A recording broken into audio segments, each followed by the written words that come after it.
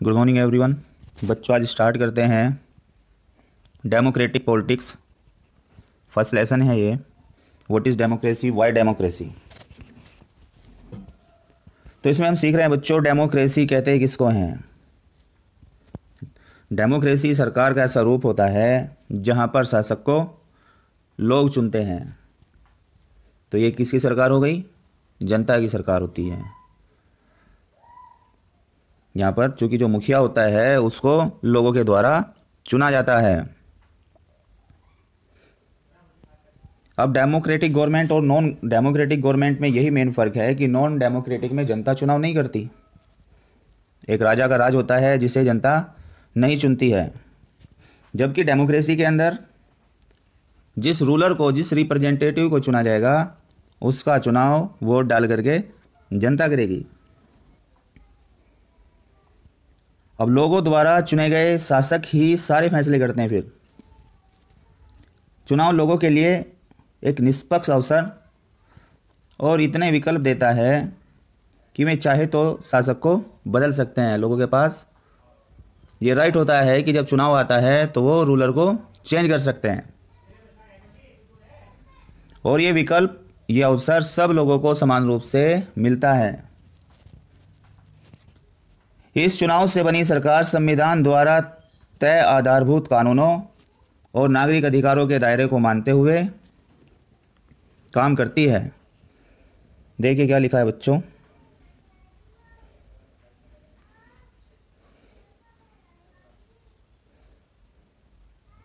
Definition of democracy. Democracy is a form of government. Democracy सरकार का एक रूप है इन विच, जिसमें the rulers are elected by the people. शासक यानी जो राजा होता है, राज करने वाला, उसका चुनाव किसके द्वारा होता है? लोगों के द्वारा होता है। तो डेमोक्रेसी का मेन फीचर क्या हो गया कि रूलर्स को कौन चुनता है? जनता उसका चुनाव करती है। चलिए और आगे बढ़िएगा। One chief factor common to all democracies is that the government is chosen by the people. तो वही बात आ गई फिर से कि जो मुख्य फीचर है डेमोक्रेसी का वो ये है कि सरकार को लोगों के द्वारा चुना जाता है। It also helps students to democrat between democratic and non democratic government. It also helps students to understand, democrat की जगह टू अंडरस्टैंड। ये विद्यार्थियों की मदद करेगा समझने में कि डेमोक्रेटिक और नॉन डेमोक्रेटिक गवर्नमेंट क्या होती है, दोनों में क्या फ़र्क है। ये बात हमको इस डेफिनेशन को समझने के बाद समझ में आ जाएगी कि डेमोक्रेटिक गवर्नमेंट कैसी होती है और नॉन डेमोक्रेटिक गवर्नमेंट कैसी होती है। एक फीचर के बेस पर जो अभी तक आपने पढ़ा, आप कह सकते हैं कि अगर जनता चुनाव कर रही है, वोट का जो अधिकार पब्लिक को मिला है उसको यूज करके जनता खुद अपने रूलर को चुन रही है तो डेमोक्रेटिक कहलाती है। चुनाव वोट के द्वारा जनता से नहीं किया जा रहा है तो ये गवर्नमेंट नॉन डेमोक्रेटिक गवर्नमेंट कहलाती है। जैसे इंडिया में पहले राजा होते थे तो वोट डाल के तो बनते नहीं थे, तो वो सरकार कैसी थी? नॉन डेमोक्रेटिक थी। आगे देखो बच्चों, for the non democratic government, from the non democratic government take the example of Myanmar. Non democratic government के लिए उदाहरण किसका लीजिए? म्यांमार का लीजिए। वेयर, जहां पर रूलर्स वर नॉट इलेक्टेड, जहां पर रूलर्स को इलेक्ट नहीं किया जाता था, चुना नहीं जाता था। किसके द्वारा? बाय द पीपल, लोगों के द्वारा। और जबकि डेमोक्रेसी में चुनाव किसके द्वारा होने चाहिए? रूलर का। Ruler must be elected by people. Those who were in charge of the army of the country took over as ruler। वे जो चार्ज में होते थे आर्मी के, जो देश की आर्मी है उसके जो इंचार्ज हुआ करते थे, वही रूलर को वही टुक ओवर कर लिया करते थे। अपना आधिपत्य, अपना कब्जा एक शासक के रूप में वही जमा लेते थे। एंड पीपल हैड नो से इन दिस डिसीजन। और लोग कोई बात नहीं रखते थे इस निर्णय को लेने में। उनका कोई विचार, लोगों का, पब्लिक का कोई विचार इस निर्णय में नहीं होता था। डिक्टेटर्स लाइक पिनोचेट चाइल्ड के अंदर are not elected by the people. फिर और जगह का एग्जांपल देते हैं कि जो तानाशाह है जैसे कि पिनोचेट है चाइल्ड के अंदर, are not elected by the people, ये भी लोगों के द्वारा नहीं चुने जाते। This also applies to monarchies, ये मोनार्की पे भी लागू होता है।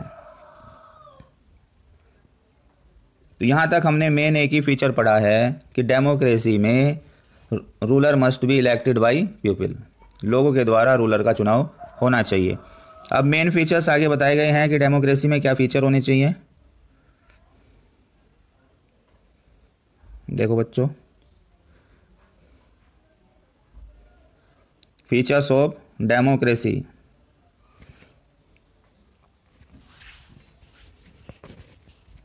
The simple definition of democracy give rise to various question. ये जो साधारण सी डेफिनेशन है डेमोक्रेसी की, ये अनेक सवालों को पैदा करती है जो नीचे दिए गए, विच आर गिवन बिलो। पहला सवाल, who are the rulers in this definition, इस डेफिनेशन के अंदर शासक कौन होता है। दूसरा क्या सवाल है, what kind of election constitute a democratic election, किस प्रकार का चुनाव डेमोक्रेटिक इलेक्शन को बनाएगा। तीसरा सवाल, हु आर द पीपल, कौन लोग होते हैं, who can elect the rulers, जो रूलर्स को, शासक को चुन सकते हैं, और गेट इलेक्टेड एज रूलर्स, या शासक के रूप में चुने जा सकते हैं। Finally, what form of government is a democracy, कि सरकार का कौन सा रूप डेमोक्रेसी होता है, कौन सा रूप लोकतंत्र होता है।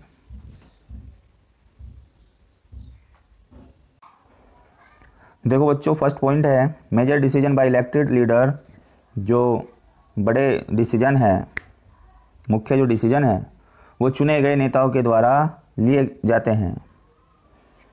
ऐसा नहीं है जैसे एग्जाम्पल दिया है पाकिस्तान में परवेज़ मुशर्रफ ने, वो एक तानाशाह के रूप में आया, लोगों ने वोट से उसका चुनाव नहीं किया, बल्कि एक गैर लोकतांत्रिक तरीके से उसने अपने आप को वहाँ का तानाशाह बना लिया। रूलर वही होना चाहिए, डेमोक्रेसी की खासियत यही है कि रूलर कौन होना चाहिए, जिसका चुनाव जनता करे। यही बात लिखी है इसमें, आप देखिएगा। सम कंट्रीज, कुछ देश लाइक पाकिस्तान, जैसे कि Pakistan, do not follow this rule, इस रूल का अनुसरण नहीं करते।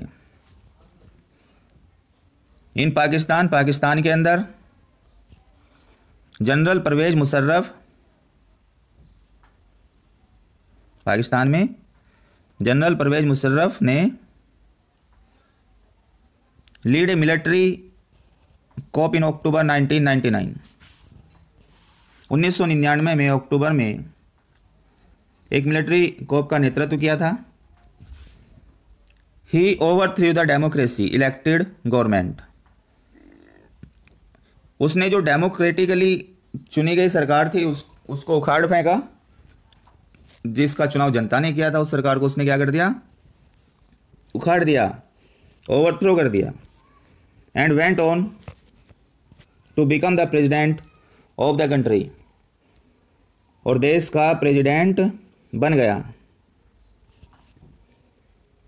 क्या हुआ फिर, ये क्या बन गया, देश का प्रेसिडेंट बन गया। इन 2002 में he also held a referendum in the country that granted him a 5-year extension। देश के अंदर उसने एक रेफरेंडम कराया, लोगों की राय पूछी, जिसने उससे क्या हुआ, उसके 5 साल और एक्सटेंड हो गए, 5 साल और बढ़ गए। जो चुनाव कराने का तरीका था उस तरीके से चुनाव नहीं कराया, बस ऐसे ही रेफरेंडम करा लिया। मीनवाइल, इसी के बीच, after passing of this legal framework order, elections were held to the nation. अब इसके गुजर जाने के बाद में इलेक्शन कराए गए राष्ट्र के अंदर, एंड प्रोविंशियल असेंबलीज, और जो प्रांत की असेंबली थी उनमें इलेक्शन कराए गए। And elected representative were granted some power, और जो इलेक्टेड रिप्रेजेंटेटिव थे उनको कुछ पावर दी गई। यानी ऐसा नहीं हुआ कि इलेक्शन बिल्कुल नहीं कराया, बाकी कुछ पावर को डिस्ट्रीब्यूट करने के लिए जो मेन पावर थी वो बिना किसी इलेक्शन के जनरल परवेज मुशर्रफ ने अपने हाथों में ले ली, लेकिन बाकी काम एक आदमी तो करेगा नहीं, बाकी लोगों के लिए इलेक्शन करा दिया, एक जनरल इलेक्शन, और उसके बेस पर पावर का डिस्ट्रीब्यूशन कर दिया उनमें। बट द फाइनल पावर, लेकिन final power rested with military officer, वो मिलिट्री के अधिकारी के पास ही रही, एंड जनरल मुशर्रफ हिमसेल्फ, और खुद जनरल मुशर्रफ के पास रही। हैंस अतः he can conclude it, we can conclude it, हम कंक्लूड कर सकते हैं, it was not a democratic country, कि ये एक लोकतांत्रिक कंट्री नहीं था, एक डेमोक्रेटिक देश नहीं था, क्योंकि यहाँ पर परवेज मुशर्रफ का चुनाव जनता ने नहीं किया था। The same thing happens in many dictatorship and monarchies, ऐसी चीज़ घटित हुई बहुत सारी तानाशाही जहाँ पर है, जहाँ पर मोनार्की है, राजाओं के शासन है। बस इस प्रकार से we can conclude that in democracy, हम ये निष्कर्ष निकाल सकते हैं कि डेमोक्रेसी के अंदर the final decision making power must rest, जो फाइनल डिसीजन लेने की पावर है मस्ट रेस्ट होनी चाहिए विद दोज, उनके पास, किनके, इलेक्टेड बाय द पीपल, जिनको लोगों के द्वारा चुना गया है। तो फाइनल डिसीजन पावर किसके पास होनी चाहिए, लोगों के द्वारा चुने गए रिप्रेजेंटेटिव के पास ही फाइनल पावर होनी चाहिए डिसीजन लेने की, तभी सरकार को डेमोक्रेटिक गवर्नमेंट कहा जा सकता है। तो इस पॉइंट में बच्चों हमने यही सीखा है that there must be final decision making power, और वो भी किसके पास होनी चाहिए, उस आदमी के पास who is elected by public, जिसको पब्लिक के द्वारा इलेक्ट किया गया है। ये एक पॉइंट निकल के आता है। फिर देखिए नेक्स्ट पैराग्राफ में क्या बताया गया।